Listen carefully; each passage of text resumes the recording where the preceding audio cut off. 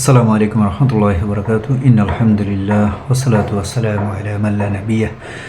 যাবতীয় প্রশংসা মহান আল্লাহ সুবহানাহু ওয়া তাআলার, দরুদ ও সালাম বর্ষিত হোক আমাদের প্রিয় নবী হযরত মুহাম্মদ সাল্লাল্লাহু আলাইহি সাল্লামের উপর। আল্লাহুম্মা সাল্লি আলাইহি আল্লাহুম্মা বারিক আলাইহি। আজকে একটি প্রসঙ্গ নিয়ে কথা বলবো, ইচ্ছা পোষণ করতেছি। আল্লাহ সুবহানাহু ওয়া তাআলা তৌফিক দান করুক, আল্লাহুম্মা আমিন।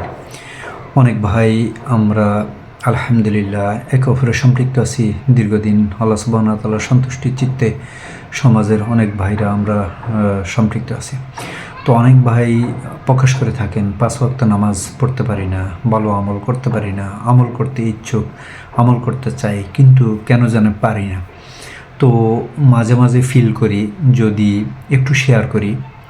আসলে আল্লাহ সুবহানাহু ওয়া তাআলার বিশেষ দয়ায় রহমতে আলহামদুলিল্লাহ চেষ্টা করে যাচ্ছি তাওহীদের উপরে কিভাবে অটল থাকা যায়। তো তারই অভিজ্ঞতা প্রসূত এই ভিডিওটি করা। আমার যে ফ্রেন্ড সার্কেল, ভাই বন্ধু, ছোট ভাই, বড় ভাই কিংবা বিভিন্ন বয়সী ভাইরা আমরা ফেসবুকে সম্পৃক্ত আছি।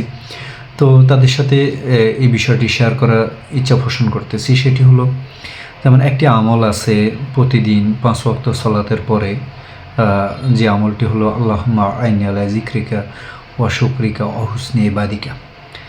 আমাদের প্রিয় নবী হযরত মুহাম্মদ সাল্লাল্লাহু আলাইহি সাল্লাম এই নসিহতটি একজন সাহাবী মুআজ রাদিয়াল্লাহু তাআলা আনহুকে আল্লাহ রাসূল একদিন বলতেছেন, হে মুআজ, আল্লাহর শপথ, আমি কি তোমাকে ভালোবাসি না? এভাবে আল্লাহ রাসূল সাল্লাল্লাহু আলাইহি সাল্লাম 3 বার বলছেন। 3 বার বলার পরে বলতেছেন যে, আমি কি তোমাকে একটি আমল শিখিয়ে দেব যেটি তুমি 5 ওয়াক্ত সালাতের পরে করা থেকে বিরত থাকবে না। তো আমাদের প্রিয় নবী হযরত মুহাম্মদ সাল্লাল্লাহু আলাইহি সাল্লাম, যিনি আল্লাহ সুবহানাহু ওয়া তাআলার প্রেরিত শেষ নবী, আমাদের নবী হযরত মুহাম্মদ সাল্লাল্লাহু আলাইহি সাল্লাম, তো যিনাকে দিয়ে আল্লাহ সুবহানাহু ওয়া তাআলা ইসলামকে পরিপূর্ণ করেছেন আলহামদুলিল্লাহ। তো সেই নবী একজন সাহাবীকে এভাবে নসিহত করেছেন যে আমলে সম্পৃক্ত থাকতে গেলে এই দোয়াটি কতটা গুরুত্বপূর্ণ দেখেন। যদি আমরা বলার চেষ্টা করি, যে বোঝানোর চেষ্টা করি, সেটা হলো যে আল্লাহুম্মা আইন্নি আলা যিকরিকা, আল্লাহর জিকির, এবং কি আল্লাহুম্মা আইন্নি আলা যিকরিকা ওয়া শুকরিকা, আল্লাহ সুবহানাহু ওয়া তাআলার শুকরিয়া, ওয়া হুসনি ইবাদিকা। এই যে 3টা শব্দ, এই যে 3টা বাক্য, আলহামদুলিল্লাহ, এই 3টা বাক্য যদি আমরা একটু অনুধাবন করি, আল্লাহ সুবহানাহু ওয়া তাআলার জিকির করতে হলে, আল্লাহ সুবহানাহু ওয়া তাআলার সাহায্য থাকলে আমরা আল্লাহর জিকির করতে পারবো ইনশাআল্লাহ। আল্লাহ সুবহানাহু ওয়া তাআলার দয়া থাকলেই সম্ভব। তারপরে আল্লাহুম্মা আইন্নি আলা যিকরিকা ওয়া শুকরিকা, আল্লাহ সুবহানাহু ওয়া তাআলার শুকরিয়া। আসলে শুকরিয়াটা কি? আল্লাহ সুবহানাহু ওয়া তাআলা যে মহান রব, আমাদেরকে দুনিয়ার নাজ নেয়ামত, স্ত্রী সন্তান, সমাজ, বাবা মা, কত নাজ নেয়ামত আল্লাহ সুবহানাহু ওয়া তাআলা দিয়ে রাখছেন।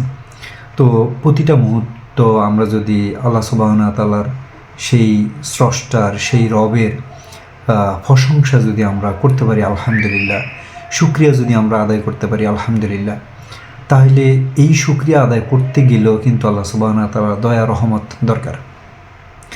আলহামদুলিল্লাহ, হুসনে ইবাদিকা যে বাক্যটি আছে এই হাদিসে, এই বাক্যটি হলো হুসনে ইবাদিকা। ইবাদত করতে গেলে, ইবাদত আমি যে করব, আমার রবের শুকরিয়া যে আদায় করব, আমার রবের ইবাদত যে আমি করব, তো আমার রব যদি আমার প্রতি দয়াশীল হন, আমি যদি আমার রবের প্রতি আনুগত্যশীল হই, তাহলে আল্লাহ সুবহানাহু ওয়া তাআলা আমাদের প্রতি কি রহম করবেন ইনশাআল্লাহ।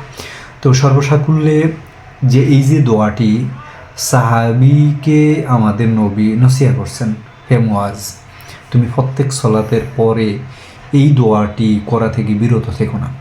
তো আসলে এই আমলটির ব্যাপারে আমি যথেষ্ট আল্লাহ সুবহানাহু ওয়া তাআলার শুকরিয়া জ্ঞাপন করি যে একদিন মসজিদে এই আমলটি আমি কিভাবে শিখলাম, কিভাবে ইন্সপায়ার হলাম, কিভাবে এর প্রতি আমার আসক্তিকরণ। আলহামদুলিল্লাহ, একদিন ফরজ সালাতের পরে আমার এক ভাই দেখতেছি বলতেছে আল্লাহুম্মা আইন্নি আলা যিকরিকা। তো এই কথাটি শোনার পরে আমি ওনাকে বললাম, ভাই, এই যে আপনি আল্লাহুম্মা আইন্নি আলা যিকরিকা এই যে বললেন, নিশ্চয়ই এই বাণীটি অনেক মূল্যবান। এই দোয়া কোন দোয়া, কেন এটা করেন? তখন উনি আমাকে দেখালেন মসজিদের দেওয়ালে ঝুলানো একটা ক্যালেন্ডারে এই দোয়াটি লেখা আছে।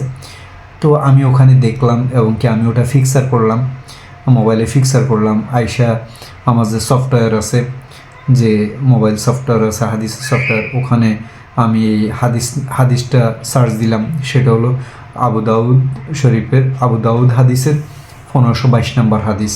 মোবাইলে যে সফটওয়্যারগুলো পাওয়া যায় 1522 নম্বর হাদিস। তো সেখান থেকে হাদিসটা পড়লাম। প্রথম একবার পড়ে আমি আলহামদুলিল্লাহ, যে অন্তরে যে একটা প্রশান্তি, আল্লাহর রাসূল সাল্লাল্লাহু আলাইহি সাল্লাম কর্তৃক প্রেরিত এই যে বাণী, আলহামদুলিল্লাহ। দ্বিতীয়বার আবার পড়লাম, তৃতীয়বার আবার পড়লাম, এভাবে পড়লাম। কেন পড়লাম? আল্লাহ নবী এইভাবে সাহাবিদেরকে শিখাইছেন, আবার সাহাবিরা শুনছেন তো মানছেন, আলহামদুলিল্লাহ। এখানে কোনো কজ ছিল না, কোনো কারণ ফেস করেননি। তা আমাদের জীবনে কি হলো, আমরা কেন পারি না? তো যে সমস্ত ভাইদের কাছে আমার এই বার্তাটি পৌঁছে যাবে, মহান রবের সন্তুষ্টির জন্য আল্লাহ সুবহানাহু ওয়া তাআলার আনুগত্যশীল যেন আমরা হতে পারি ইনশাআল্লাহ, আমলের মাধ্যমে। তো ইনশাআল্লাহ আপনি আমল গুজার হতে পারবেন, আপনি আমল করতে পারবেন ইনশাআল্লাহ, যদি আল্লাহ সুবহানাহু ওয়া তাআলা আপনার প্রতি দয়া করে, রহম করে। আজকের মতো এতটুকুই। ভিডিওটি শেয়ার করে অন্য ভাইদেরকেও দেখার সুযোগ করে দেবেন ইনশাআল্লাহ। তাওহীদের দাওয়াত পৌঁছে যাক প্রতিটি মানুষের কাছে, এটাই আমরা কাম্য ইনশাআল্লাহ।